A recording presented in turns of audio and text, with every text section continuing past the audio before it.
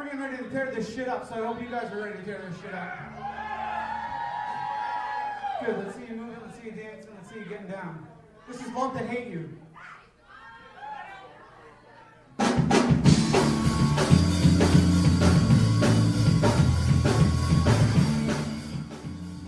Hello everybody, and welcome to Weekly Rations, the interview series number 1. I'm here with Ned Atomic Dustbin, all the way from Florida, USA. I'm obviously here in sunny Ireland, where it rains every day, and we hate it, and we hate ourselves so much that we left the country, emigrated across the world, and now everybody outside of this country loves us, and we just fucking despise each other. Is that a similar thing in America, would you say? Or Yeah. have you guys decided just to stay in your country and hate yourselves while the rest of the Pretty world much, yeah. also hates you? This is our new government policy. That's how we do this. Either we're at war somewhere or we're at war here. Actually, we haven't had a government for like a week now. We're doing pretty good. Yeah, you're taking a week off, yeah. It's nice. It seems It's good like stuff. it seems like quite an inspired idea, but anyway, Ned, thanks for joining me today on Weekly Rations interview series episode 1. I don't know where this will go, but what I do have is a list of questions from your beloved friends in the YouTube vinyl community and the punk rock vinyl community and all the rest of the splinter groups that you're in and have formed. So let's get straight to it because you're on the spot. I'm going to ease you in nice and gently with a question from Dave Runo. He says, Ned, where do you see your record collection in 5 years? Hopefully still on the shelf. You don't think like you're going to stop buying now that you've kind of enjoying your second renaissance of vinyl But, purchasing? like, here's the deal. I got this whole Costa Rican thing in the back of my head right now. So the possibility of just putting everything into a box and taking off is definitely there. But since that's not going to happen anyway, who gives a fuck? I'm probably going to keep buying records. But obviously the box is going to stay. You're not going to take the records to Costa Rica with you. Yeah, I know, but it's going to be like that box that you forget about for like 20 years and then Yeah. you come back and you find you're like, oh, fuck yeah, this is good stuff. As long as one of your mates hasn't taken that box home with him and fucking disappeared into his collection, which Do you happened, ever- which happened to me whenever I moved to Iowa a long time ago, and I came back and I was so anal about it that I had made my girlfriend itemize my records for me when I was away. You know, so she had this list, so like my friends could call around and take stuff, but they had to mark it on the list and write that they'd taken a land of a record. Nice. But that was the past. That was when records were priceless, effectively, because you could only afford to buy a record maybe once a month or something. Hey, you're in fucking Iowa too. I still can't get over that. Nobody voluntarily goes to Iowa. You realize that. I did winter. realize that. It's all corn, man. It's cold in winter, yes, and it's absolutely fucking ridiculously hot in the summer, and it's full of farmers and rednecks. But I had a great time. I mean, if it wasn't, I could have lived there for a while, but I guess you can't keep that. It was only the partying that I enjoyed the most. You know, Oh, sure, yeah. I mean, kids get crazy in the corn. Shit happens. well, the first night I got there, I put on the radio for the local college station, and I heard drum and bass, and I was like, drum and bass in Iowa. So I phoned the guy up, and he invited me up to the station, and so within an hour of settling down, I was smoking a big grass joint. So I was like, yeah, I think Iowa could work for me. Not bad at all. Yeah, at that time in my life anyway. So in 5 years, your record collection's either going to be in a box or it's going to be on the shelf. That's right. Pretty much. I suppose that's the same as everyone. Right. Well, thanks for the intro, Dave. But let's get into the good stuff. Steve Darr has a few for you. Oh, shit. Yes. When did you stop beating your wife? Who said I stopped? Is that a black eye I see? Let me see That's those claw scrapes on your neck from last night's fun and games. I have no fucking control in this house. I got none. You're just a wage slave. That's it. Tell me, would you rather have a bottle in front of me or a frontal lobotomy? I'll take the fucking bottle. I am Let's seriously. see come up with this shit. I am seriously aiming for the frontal lobotomy. Sometimes I think it would just be easier not to have to deal with the world, not to have to deal with people, just be able to sit and fucking consume shit all day long, eat fucking fat food, watch shit TV, fuck people up, not give a shit. Sometimes it's not nice being intelligent. I fucking agree with you, man. If it was up to me, I'd be in there playing like some Super Mario World. You know why? Because I'm not allowed to have a fucking Xbox or anything cool. So I got a fucking Wii. So I take what I'd be in there like level 8 right now playing some just nice relaxing fucking Mario or something. I wouldn't be or I'd like to take a shit for 10 minutes and not be interrupted. That'd be good too. That is the holy grail. Now, there was a period when I had the kids there for maybe 3 months where I was given 15 minutes in the morning, and now he wants to come with me. You know? I get that too. Yeah. Hey, buddy, a little privacy. So he closes the door and he comes back. Daddy, are you done? Nobody, I'm not. I'll let you know when I'm done. Okay, just close the door. Well, this morning I got, let me see your poopies. It's like, you don't So, want like, to. my kid loves shit. There's nothing, but he'll follow the dog around the backyard just waiting for it to happen so he can analyze. It's like, Hey, he's Son- something else. son, I had a Mexican last night. You don't want to see my poopies. All right, so I think Steve is looking to get a bit more about your background. Due to, I think you had posted up about leaving or being annoyed with your job. Who did you report to in your last job, and would they be willing to discuss your performance to date? Fuck no. We're going to omit that phone number from the list. That's why my resume says call for references. Is that what it says on your bumper sticker on your car? My job's so fucked up, man. It's none of us want any jobs to call to check on our performance because the owner's a psychopath, the vice president's on his way out. It's a mess. It's like you ever see that movie Funny Farm with Chevy Chase? He had that fucking mailman that came by hammered every day in the afternoon to do the mail, Yeah. yelling, screaming. Anyway, this is my life. That's the owner of my company. Is that mailman? Okay. So, and it drives by your desk every day, fucking giving you. Like a fucking hurricane coming through. Right. So, give me some examples of how you improved processes or policies in your last job. Well, I mean, basically, what I use a lot of Excel, and Oh, Jesus. I've pretty much spreadsheeted my job down to about a solid 15 minutes in the morning at this point. And for the remainder, that other 9.5 hours I spend there, that's usually Facebook, maybe put some porn filtered in there, whatever becomes of it. So, you know all about VLOOKUPs then? No, but I'm always looking to explore new avenues. Well, I could get you down to 5 minutes a day then. Really? So, you do like a 10-hour day? Oh yeah. Is that Absolutely. Is that considered standard in the States? No, most people do an 8-hour day. Yeah, same here, yeah. Most people work 9 to 5. I work 6 to 5. Well, 6 to 4. That's somewhere in there. Yeah, by choice or just the nature of the job that you're expected to be there? You know, that's pretty much it. I'm just expected to be there. It's, Fuck. yeah. But the good thing is, you know, I've got that 1 hour in the morning where I could do work if I wanted to. So, you know, it's either Yeah, get out of the house and get updated on your YouTube. pretty much. Right. So, Mark Dines has a request there. I bet this is good shit. Well, he wants to know, how could you have had 2 children with a penis that small and underdeveloped? So luckily I found a wife with a small vagina. Well, he attributes it to the postman, so I take it you get a lot of UPS deliveries. It's a possibility. My kids are cute, and as you can tell, I could work on a few things. We haven't ruled out a third party. But then again, you know, we did a lot of swinging back around that time, so anything could have happened. It's the ratio of head. I see you have a very similar potato head to myself. So, do you see that yet in your children? Have they got potato heads yet? And yeah, one of them has a nice, you know, oval head. The other one's got that flat, kind of compact, squished head. Kind of looks like a baby pit bull or something. Right. Moving swiftly on, we have a lot of ground to cover here. Paul Brooks asks, why do you not like Pete Townshend? I do. I have no problem with the Who.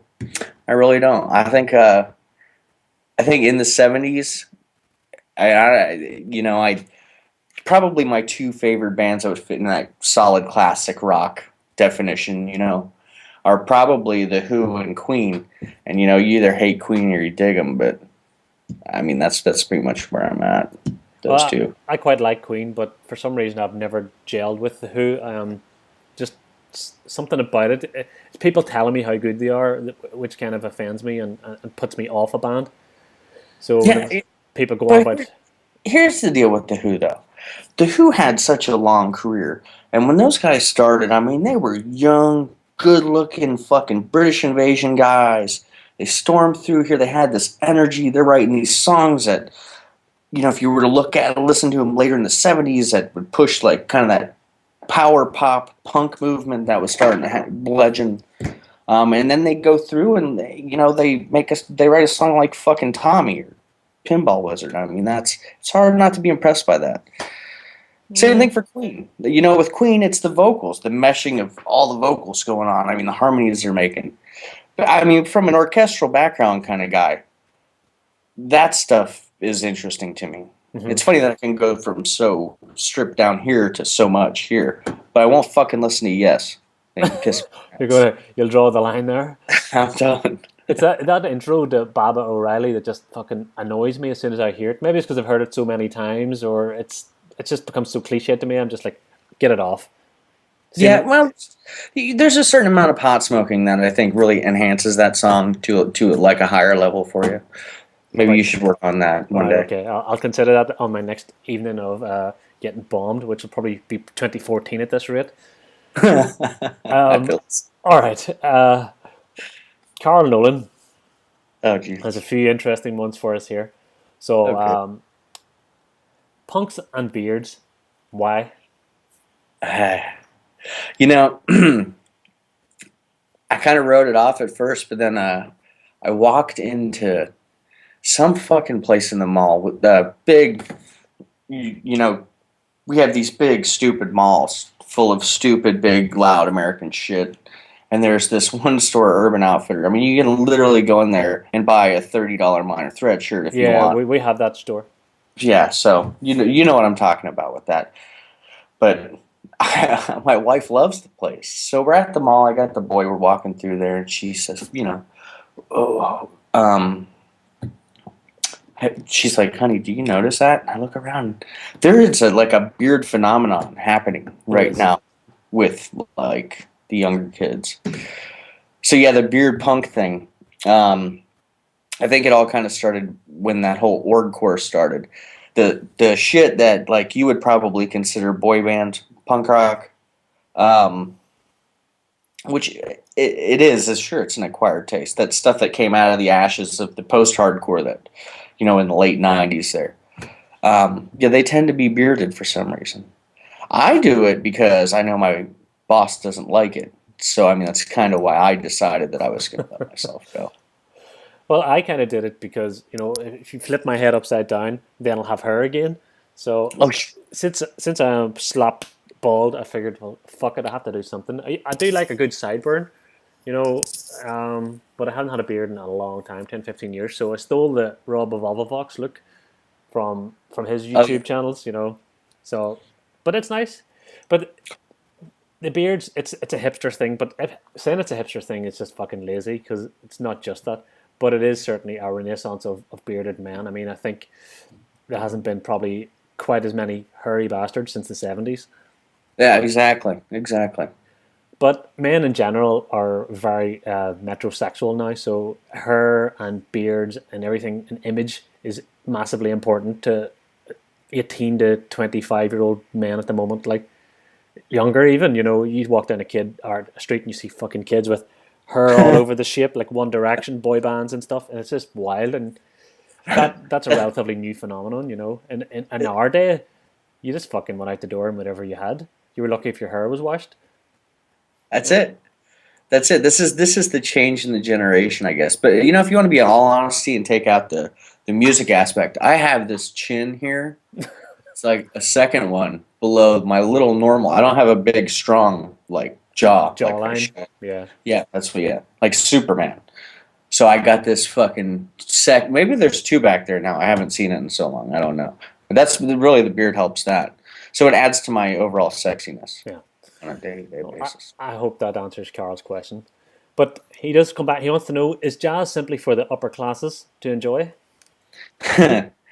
Here's the deal with jazz. I played this shit when I was a kid. I had to play it. So in school, you played an instrument.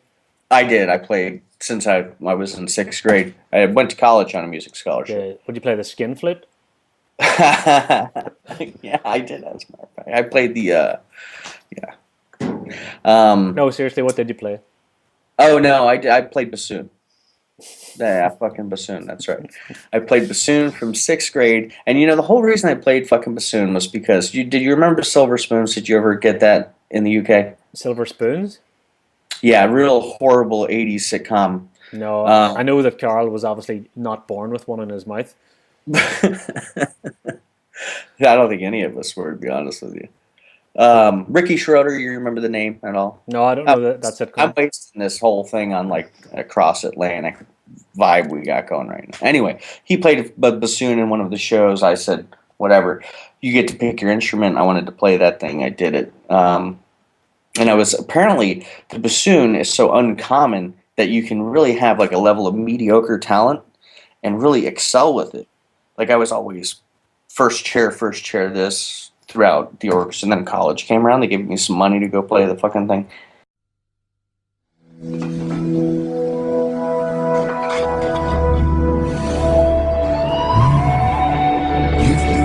你们用了爱尔兰甜酒，爱尔兰将干裂的威士忌与醇香的奶油相融合。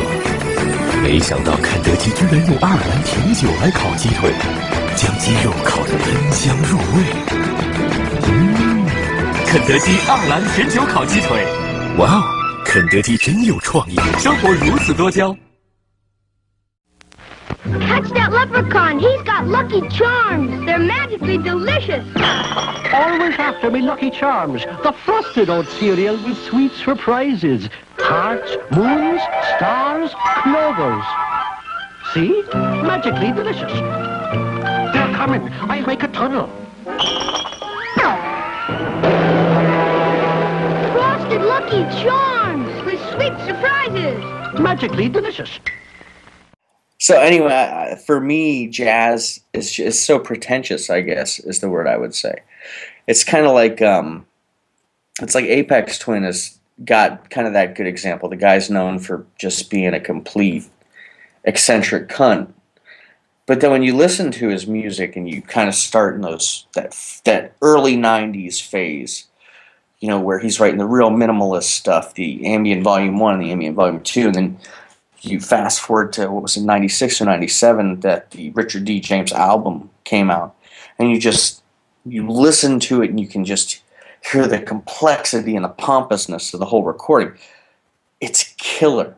What he was able to do with beats is amazing. But it always seems to me like a genre that is effectively not over, or dead, but it's of its time period. So while there may be still people today making jazz, in a small amount of musicians or smaller, it just as a genre, surely they've done everything they kind of can do in that sort of sound. Is there anything more to explore? Because it's kind of locked into a certain barrier, a certain sound that is expected of it, and I don't know, just never. It's really. And here's the thing with jazz, and it's kind of I amount that. There was a lot of genius going on, but jazz was quickly, it was like a lot of genres. I mean, somebody would adapt a certain melodic run or a certain key. They would take something like that. And so for me, musically, and you get beyond like the bop era, jazz does absolutely nothing to me because I feel like all music's just lost on it. It gets so experimental and so the saxophones, the later Coltrane stuff, that squonkiness sound of the saxophone just gets grating to my ears. But Miles Davis was effective, I think, at progressing his career into experimental, and Mingus was another guy who you might dig Mingus too because he wrote for typically bigger groups, eight people, octets and whatnot. And he was a fucking musical genius. Mean, supposedly good background to him. Everybody fucking hated working with him because he was such a prick. But I don't know. Is there ever going to be anybody coming out who can reproduce the kind of material or be as genius as they were? I couldn't see it. No, I don't think so. I don't think so. So jazz is over as far as I'm concerned. It is. Baseball caps. Why? I don't know. I don't fucking wear them. The only time I have one on is when my head's getting bushy. I don't even like that. My boy wears baseball caps. It's they're out there, man. And the worst are the ones with those fucking flat barrels, and they kind of cock them sideways. With this big fucking eyebrow ring stick. Yeah. I don't like that shit either. Not in my house. No. Vulnerability, strength, or weakness? Probably a strength. I think if you're a sensitive person, you can express more empathetically to other people.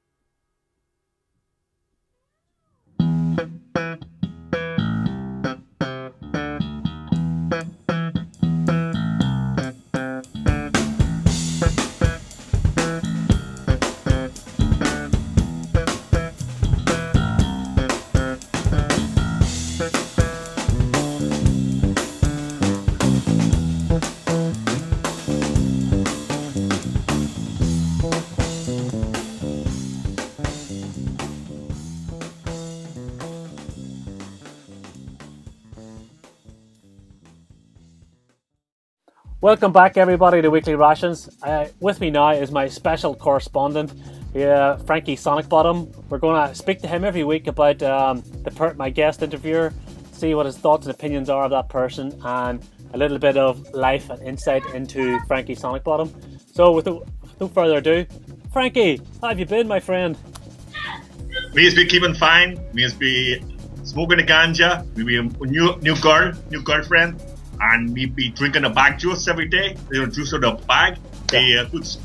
Good stuff. And me develop my own herb garden. But that's where I bumped into Ned. So yes, you know Ned then.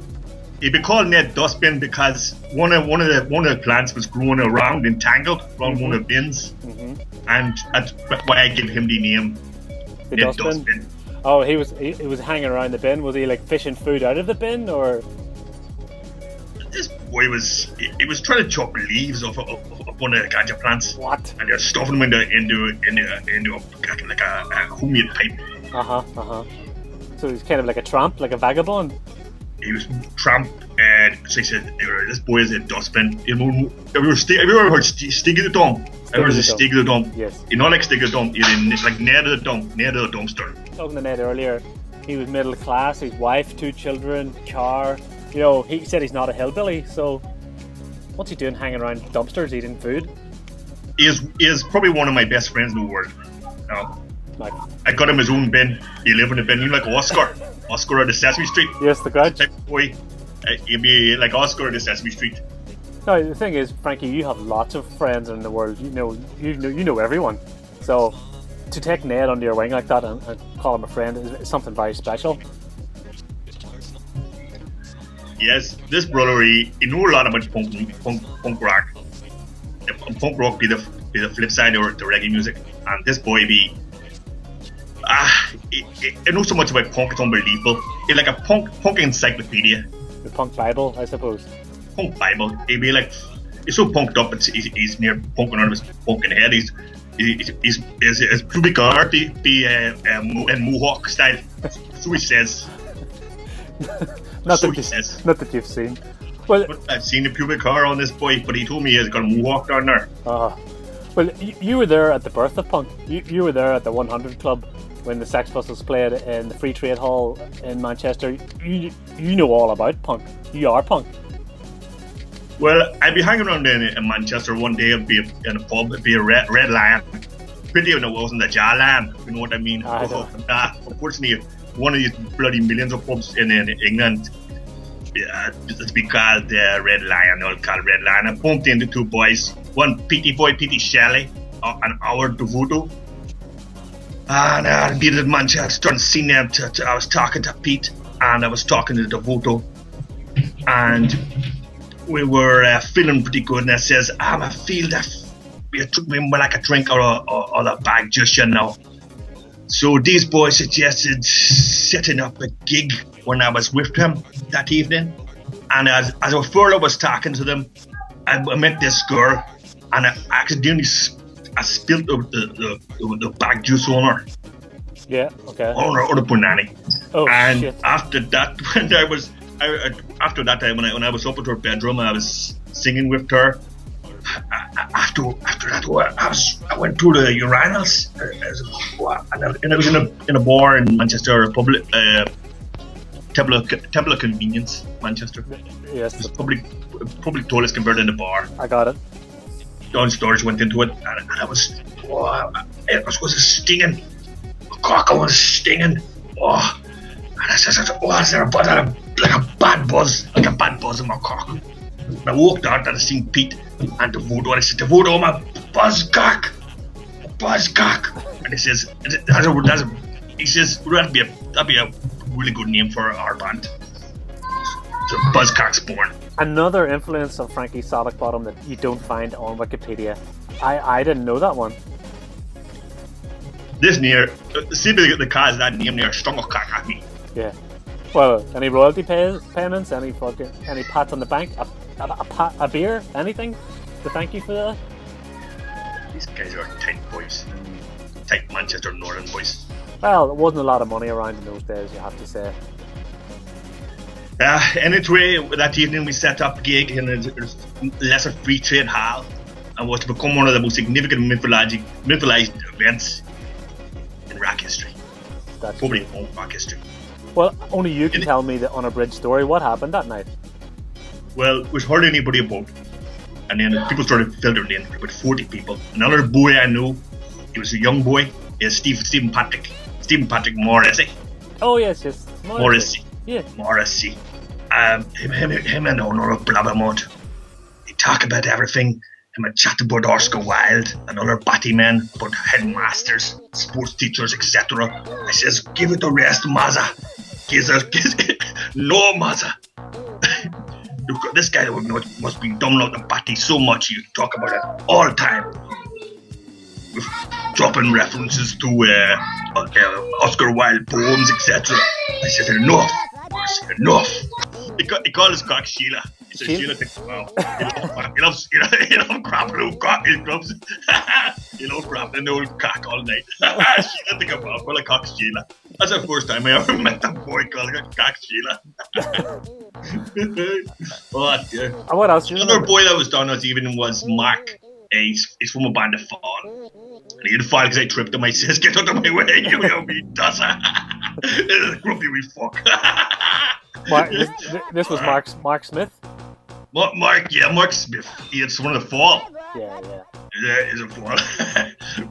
but I was talking to this boy, and I says to him, I had a big bag of pills, ecstasy, got from California. I was fed up taking them. I was popping like bloody Smarties myself, and I gave him the Mark. He had the whole bloody bag. He was out of his fucking trolley. He was fucking away with it, and that's when he be called, because he had so many E's that he could not believe it. That's why he be called Mark E. Smith. Has it practically become a stage name? He's been known for having E's. He be getting the E because he had fucking 452 E's that night. Okay, I can understand how that would cause a problem for See him. the come down. See the come down of that. That was that caused the see the next 24 albums. That's a come down. That motherfucker got out of that.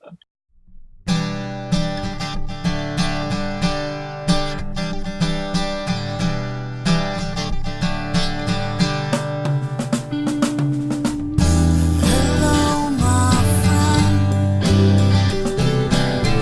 So good to see you. It's been too long since we all sang that same old song, and I'm broken. That's okay, 'cause there's no place I haven't been broken. That's alright, I can feel the light. So here we are. We've come a long way, but not too far. It feels so good to take the time, and I am broken. That's okay, 'cause there's no Welcome back, everybody, after that short break.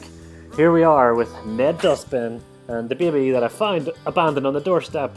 Somebody just called at my door and left this fucker with me. Right, so Carl Nolan, we're still with him. He wants to know just how tight were your old man's tennis shorts? They were tight, man. They were? I grew up a tennis orphan. I mean, literally, my parents were so addicted to the sport that we would go there on Saturday and Sunday and be left to our own devices at this tennis club. You know, as long as we didn't buy anything on their tab in the pro shop or anything. But back then in the 80s, you know, it was that those guys would wear those shorts like jogging shorts for some Yeah, reason. the wee tiny slits in the side. Oh, his nuts. His nuts were eternally hanging out of his short. I'm scarred for life from looking at one of my old man's testicles. Well, I don't remember. Like, I don't even remember my dad even wearing shorts because of this country. You know, I was born in a heat wave. Like '76 had a massive heat wave that didn't seem to be reproduced until like maybe 9 years later. You know, we get really hot summers once every 5 years if we're lucky. The rest of the time it's just rained out. You know, so I don't even remember seeing shorts on adults when I was a child. Well, that's good because I've seen your legs when you go to Disney World, and you guys should keep those covered anyway. Best Yeah. endeavors. We call that chicken meat in South Florida. Chicken meat. Yeah, Mr. T or Howling Mad Murdoch. Mr. T, man, come on. Mr. T was the 80s for me. You know, we had the Dukes of Hazzards because we're hillbillies, Yeah. and we had it too. you know, the A-Team. I mean, maybe Knight Rider, but there was something about that car that just wasn't fucking right. Like, you don't want that car to buy you a drink at the bar. You're good. Because he's going to drag you away and deposit you I in feel like Mexico.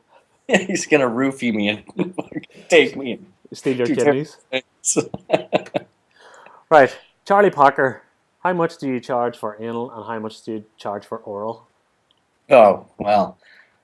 Right now I'm pretty in demand, so I'm gonna say that anal's got to be a 20 spot, and if I was gonna, you know, I can do a quick Hummer for $10. Yeah, not to be dirty. Yeah, because you actually obviously want to as well. The money's just a side effect. It's a perk. It's a perk. We have what we do now is we have on Craigslist you can do these male prostitution / meth hookups where a male prostitute shows up or you go to his place and you guys smoke meth and then do whatever male prostitutes and the person that they're with would do, which is pretty cool. I mean, do you have that in the UK? No, we don't have that kind of joined up thinking, you know, where you can combine your drug addiction and your sex addiction into one thing. We don't have that kind of joined up thinking. That's clever. So you could create it though now. You could go into male prostitution. You could provide meth, and think of the money you could make. I find I mean, it, it's like one, I find it funny because because of the success of Breaking Bad and everybody's talking about meth over here, but no one actually knows what it is because it's not really it's never made any inroads in the UK. But like when I was in Iowa, they were all doing it. Crank. Yeah, that's the same thing, isn't Sure. it? Crank. Yeah. So that's what it was all about for all and that's going back over 15 years now. And I'm thinking, fuck, I'm so thankful that it hasn't made its way over here. But it's because Breaking Bad is so popular now that I'm a wee bit worried about it finally breaking over here. But I think that its time has almost passed because you can get cheap drugs from China, all sorts of legal highs that are pretty good. I don't think meth really is as important as it could have been or is in the States. See, we missed out in Florida on meth. I would have loved to have found some back when I was in my younger, stupider years, but it just wasn't something that existed. Now I know how you guys roll in Ireland. I mean, but like in the late '80s, early '90s. I mean, you guys weren't afraid to do anything over there. Yeah. Ketamine was the main crazy drug that people would do. The fucking horse tranquilizer. Oh jeez. Yeah, we did. We called that Special K here. Yeah, okay. But yeah, well, Ireland was the same as the UK. Hash, grass, ease, all the usual rubbish, like. And it's still the same, only now you can get, that meow meow or whatever the plant drugs that all the teenagers are doing now. They get it from China. They sell it in head shops, and it's all legal. Yeah, it's all legal, and God knows what it's doing to you. Ah, fuck yeah! I'm quite glad. That's what I do worry for my own kids now because like you're thinking, right? Well, I know what I was like, so everything's going to be easier for them to do whenever they're my age, whenever they're teens. So absolutely, I guess it's our job now to worry about it because we've passed the baton. Here you go. I'm a stupid old man now. Don't fuck yourself up. Here's the problem with meth too. We could get cocaine, but none of us could fucking afford cocaine. I mean, you couldn't have a bag of weed and a bag of cocaine, so you had to choose. And cocaine just went away too quick. Yeah. But now meth, I guess, bang for the buck. I mean, the possibilities are unlimited for a dumb 16-year-old kid that just, made a couple bucks for this day job. Yeah. Or his night job, whatever. Sling it for a week and then buy a bigger bit, sling it again, and the next thing you know, you're... the mayor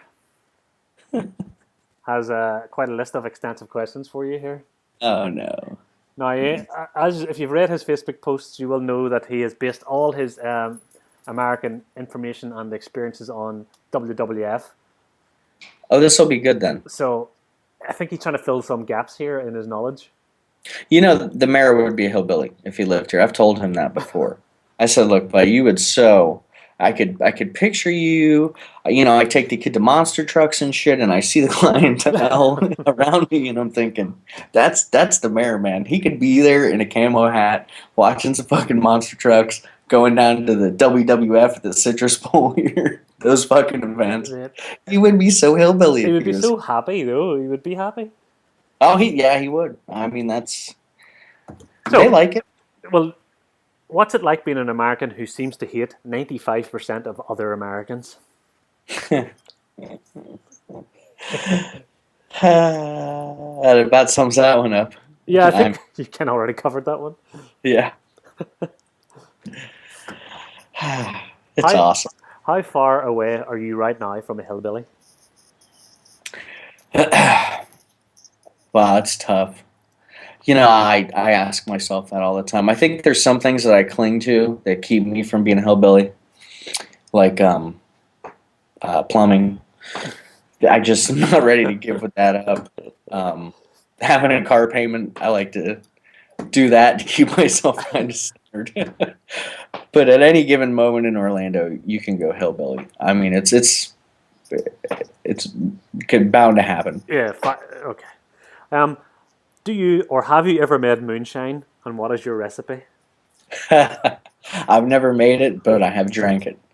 Have you ever had moonshine in Iowa? Did you ever try it? Well, it's this, we call it poaching here, which is like made from potatoes. Moonshine's just home stilled like liquor, isn't it? It is. Yeah. It's grain based. But it's all pure alcohol anyway. Yeah. I mean, no, I've never actually drank moonshine, but I've drank the Irish equivalent of it, and it's disgusting. And now, see, here's the thing with moonshine. you get your mason jar. You know what a mason jar is. Yeah. You got your moonshine, and then you take like the maraschino cherries, Yeah. or you take the sweet plums and the juice in the jar. I don't know if you guys have those, and you Flavor just it up. sit there and marinate in it. Yeah. And I don't know if you ever had a melon ball, but you get that kind of consistency to it where everything starts. It's pretty good, man. Yeah. But it does. It gets to your head in a funny way. It's like gin. A fucking gin drunk is the worst. I mean, it's just the meanest you'll ever be as a good gin drunk. Oh no, or you'll be in tears.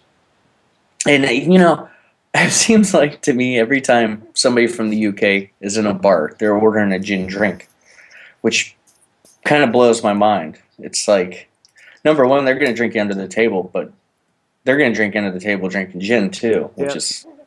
Well, gin it's an English drink. I think it started there. But yeah, nothing brings on the tears like gin, as far as I'm concerned. Yeah. Okay. Whiskey can be a mean one for me. I'm not allowed to drink whiskey. I've only ever drank it once in my life, and ended up punching walls. And whenever I was 16, my mum told me, like, "No, you can drink anything you want, but your dad was a mean bastard on whiskey, and I don't want you drinking it." And I was like, yeah, whatever. And then I think it was my 17th birthday at Christmas or something, and yeah, I was punching walls and fucking tears and breaking up with girlfriends, and I was like, yeah, I think my mother has a point. Yeah, that's so un-Irish to not drink whiskey, though. I mean, It that's is, yeah. just breaking stereotypes here left and right. But that's where the spiced rum comes in. I am a very gentle Mary, sliding off walls, drunk on the rum. Right. So, explain what a Twinkie is. Like, is he talking about like the porno version of a Twinkie, or is he talking about the I packaged? suspect he's always wondered ever since he's seen the Goonies in 1986. Oh, okay, that makes sense. Okay, yeah, Twinkie is a spongy pastry product that's made out of no chemicals that you know the name of, and they take it. They make like a tube out of it, kind of like a donut. Like you ever see the donuts that are. I know you guys have different baking things. Anyway, then they inject it with this creamy substance. They're really terrible. I mean, there's not even any stone value to eating a Twinkie, really. There's so many other man-made products out there That are better. Machine-made products that are better.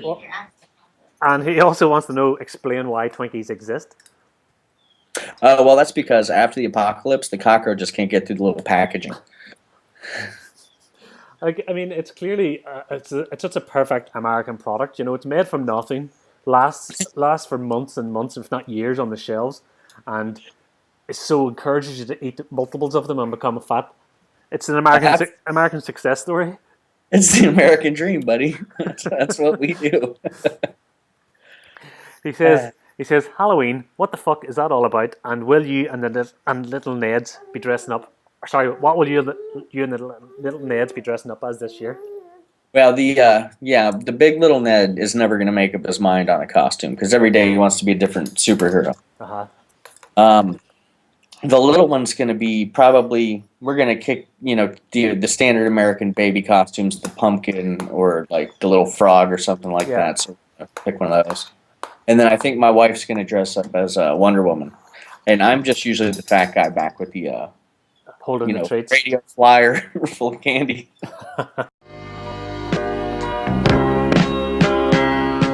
Waking up on Sunday morning, take your time, let the day unwind. Find an easy mind.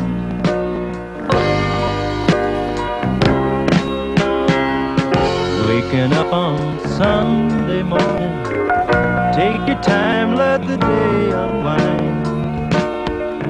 Find an easy mind. Sunday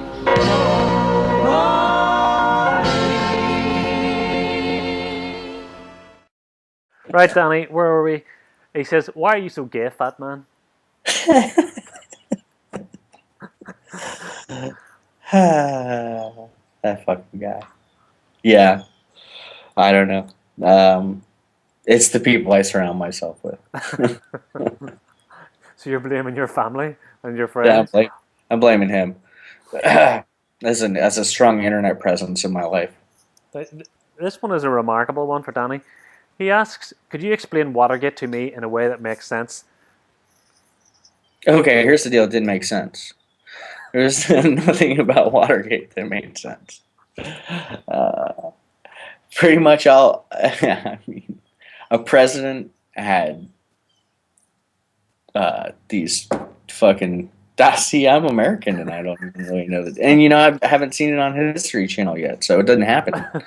It's like And not be there for it's another like- 10 years. Yeah. He says some people look at the Bible that way. It's not in the Bible. It didn't happen. Well, for me, it's the History Channel. Yeah. I wait for it to become a current event. All right, so No, unfortunately, but president taped the conversation, got busted, lied about it. The big thing was the lying, because that goes against what the American government believes in, which is such bullshit, because they lie constantly. Every fucking word out of their mouth is a lie. so you recently extricated yourself from the original YouTube Vinyl Community Facebook page. Can you tell me a little bit about your beef with Jim Cook at Crate Junkies?